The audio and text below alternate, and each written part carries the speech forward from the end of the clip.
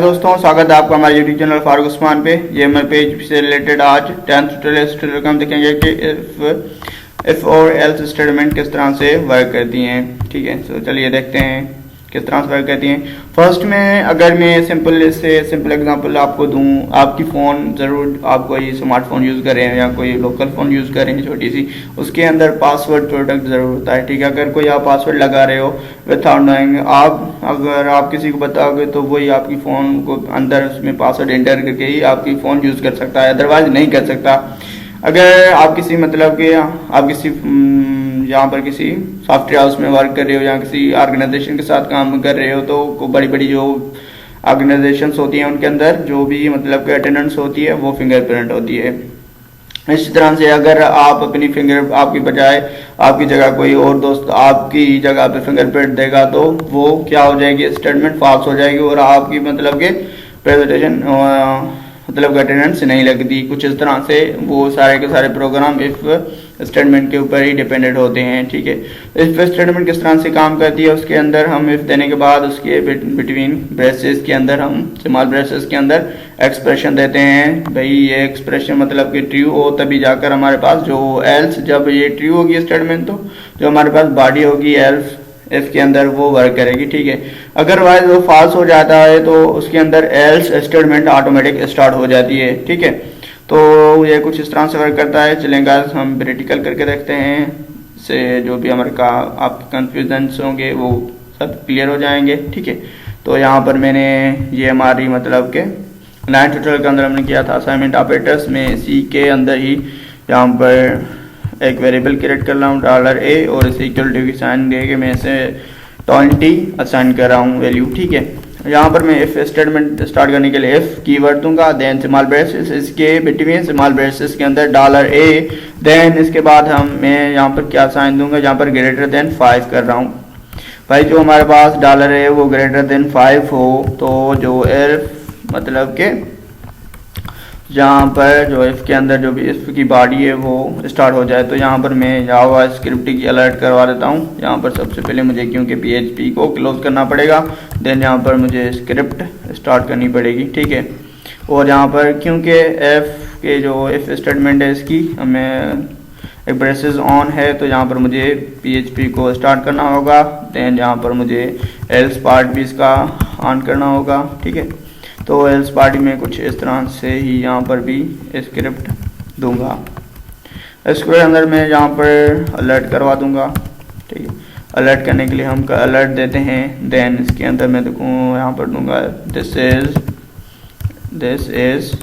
Else part. ठीक है, अगर हमारी स्टेटमेंट रॉन्ग होगी तो एल्स पार्ट चलेगा, अगर राइट होगी तो हमारे पास जो इफ के अंदर स्टेटमेंट होगा वो रन होगा। तो इसके अंदर हम लिखते हैं यहाँ पर दिस इज इफ स्टेटमेंट। ठीक है, स्टेटमेंट, और इसे मैं यहाँ पर आकर ओपन यहाँ पर सेव करूँगा। ठीक है, सेव करने के बाद मैं पहले तो अपनी मतलब जो जेम सर्वर में से ऑन करूँगा, जेम सर्वर मैंने ऑन किया हुआ है। ठीक है, देन यहाँ पर आकर ब्राउज़र पे आऊँगा, ब्राउज़र के अंदर मैंने PHP2 जो भी मैं वर्क कर रहा हूँ वो PHP जेम के अंदर, जेम के बाद जो हमारे पास htdocs है उस फोल्डर के अंदर आकर हमने फोल्डर बनाया था PHP2 के नेम से, तो मैं इसे डायरेक्ट इस फोल्डर को ऑन करूंगा।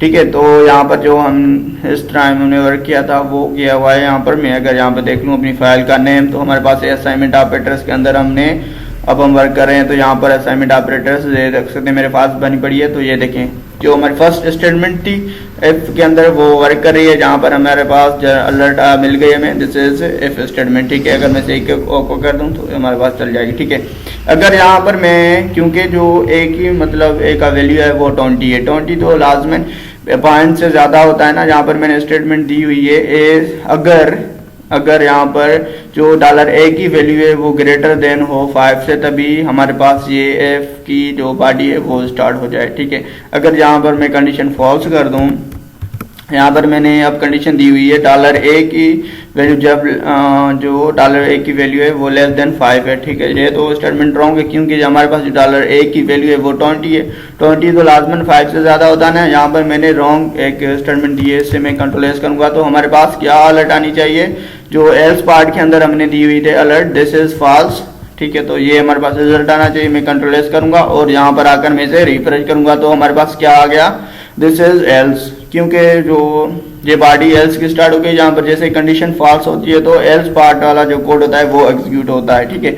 अगर यहाँ से मैं स्क्रिप्ट को हटा दूं, ये देखिए, ठीक है, यहाँ पर मैं स्क्रिप्ट को हटा दूंगा सिंपल। अगर मैं यहाँ पर इको कर दूं दिस इज इफ स्टेटमेंट, ठीक है, स्टेटमेंट वर्किंग, और जो सेकंड है हमारे पास यहाँ पर भी मैं इसे हटा दूंगा स्क्रिप्ट को जो हमने अलर्ट करवाई थी। यहाँ पर मैं कुछ इस तरह से इको करके इको के अंदर यहाँ पर कर दूंगा this is else part is working, ठीक है। इससे कुछ हमारे जो काफ़ी कन्फ्यूजन होंगे वो क्लियर हो जाएंगे, ठीक है। जहाँ पर फर्स्ट मैंने स्टेटमेंट पहले ही रॉन्ग दी हुई है, ठीक है। अगर मैं यहाँ पर 5 कर दूँ, 6 कर देता हूँ। यहाँ पर मैंने करा हुआ है भाई जो ए की वैल्यू है वो 6 से लेस तो नहीं हो, ग्रेटर देन है ज़्यादा। यहाँ पर क्योंकि हमने ए की वैल्यू 20 दी हुई है तो ये एल्स है, मैंने यहाँ पर रॉन्ग स्टेटमेंट दी हुई है। तो हमारे पास क्या रिजल्ट आना चाहिए, यहाँ पर हमारे पास एल्स वाला पार्ट जहाँ पर बॉडी है वो रिजल्ट मिलना चाहिए हमें एल्स का। तो जैसे मैं रिफ्रेश करूंगा ये देखिए हमारे पास एल्स स्टेटमेंट स्टार्ट हो गई, ठीक है, क्योंकि मैंने रॉन्ग स्टेटमेंट उसके अंदर इंसर्ट की थी इफ, यहाँ पर इफ के अंदर, ठीक है। यहाँ पर मैं अगर इसे ग्रेटर देन कर दूं, अब ये स्टेटमेंट ट्रू है। यहाँ पर मैंने स्टेटमेंट दी है $a की वैल्यू ग्रेटर देन है 6 से, यहाँ बिल्कुल ये ट्रू स्टेटमेंट है और ग्रेटर देन है 6 से। तो अगर मैं इसे यहाँ पर अगर रिफ्रेश करके दिखाऊं तो आपको ये देखें ये हमारे पास रिजल्ट आ गया सक्सेसफुली। इफ की कंडीशन थी। अगर आप इसके साथ PHP मतलब कि HTML के टैग्स भी यूज़ कर सकते हैं, ठीक है, इस तरह से कुछ। और यहाँ पर आकर मैं इसे यहाँ पर क्लोज कर दूंगा तो जो अब इसकी जो साइज़ होगी वो ग्रेटर देन हो जाएगी। तो ये देखें, ठीक है। अगर आप इसके ऊपर भी और कुछ भी ज़्यादा और कुछ भी कर सकते हैं, आप इसके अगर टेक्स्ट का कलर चेंज करना चाहते हो वो भी आप कर सकते हैं, ठीक है। तो टेक्स्ट का कलर चेंज करने के लिए यहाँ पर फर्स्ट में मैं H1 दूंगा, H1, देन H1 के अंदर जो इसका कलर है, टेक्स्ट का कलर मैं रेड करना चाहता हूँ तो वो रेड करूँगा। मे बी यहाँ पर ये स्टार्ट नहीं हुआ है तो मैं इसे चेकआउट कर लूँ। हाँ, नहीं हो रहा। क्यों नहीं हो रहा भाई? क्योंकि यहाँ पर मैंने क्या किया हुआ है, ऊपर PHP स्टार्ट नहीं करी, ऊपर PHP तो स्टार्ट है, फिर क्यों नहीं काम कर रहा। H1 टैग यहाँ पर क्या एरर मिल रही है हमें यहाँ पर, हाँ सॉरी, क्योंकि NPHP के अंदर हम PHP से बाहर आकर स्टार्ट दे देंगे तभी जाकर हमारी जो HTML का वर्क होगा वो काम करेगा। मैं रॉन्ग यहाँ पर काम कर रहा था तो यहाँ पर कलर दिया मैंने, इसे रेड कर दूंगा तो ये देखें हमारे पास सक्सेसफुली जो कलर इसका होगा वो रेड हो जाएगा, ठीक है।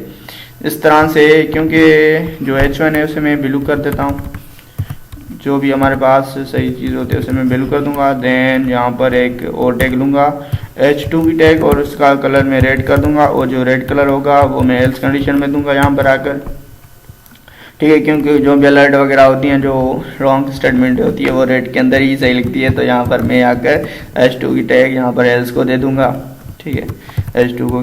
अभी तो हमारे पास जो स्टेटमेंट हमने दी थी भाई A ग्रेटर देन 6 है, ये तो ट्रू है, तो हमारे पास कौन सी स्टेटमेंट रन होनी चाहिए, फर्स्ट वाली रन होनी चाहिए ब्लू कलर में, this is if statement working, ठीक है। अगर यहाँ पर मैं रॉन्ग स्टेटमेंट दे दूंगा तो हमारे पास कौन सी मतलब कि स्टेटमेंट वर्क करेगी, लास्ट वाली करेगी F की, F बॉडी जो होगी वो एग्जीक्यूट होगी। तो ये देखें, ठीक है, ये हमारे पास F के अंदर काम जो पार्टी मतलब कि बॉडी के अंदर जो भी हमने टास्क किया था वो हमें शो हो रहा है, ठीक है। तो गाइस इस तरह से इफ एल्स स्टेटमेंट वर्क करते हैं। जो हमारे सेकंड ट्यूटोरियल होगा उसके अंदर हम देखेंगे कि इफ एल्स के अलावा जो नेस्टेड इफ एल्स है वो किस तरह से हम इफ के अंदर इफ और एल्स के अंदर एल्स यूज कर सकते हैं, ठीक है गाइस। होप सो आपको ये इस ट्यूटोरियल से बहुत कुछ सीखने को मिला होगा। अगर भाई आपको कुछ सीखने को मिला है तो यार प्लीज़ मेरे चैनल को सब्सक्राइब कर दें और अपने दोस्तों के साथ भी शेयर करें। तो गाइस टेक केयर, मिलते हैं अपनी अगली ट्यूटोरियल के अंदर।